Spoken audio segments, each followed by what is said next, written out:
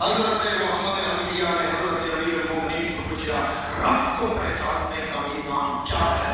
امیر المومنین فرمایا بیٹا جس نے باپ کو پہچان لیا اس کو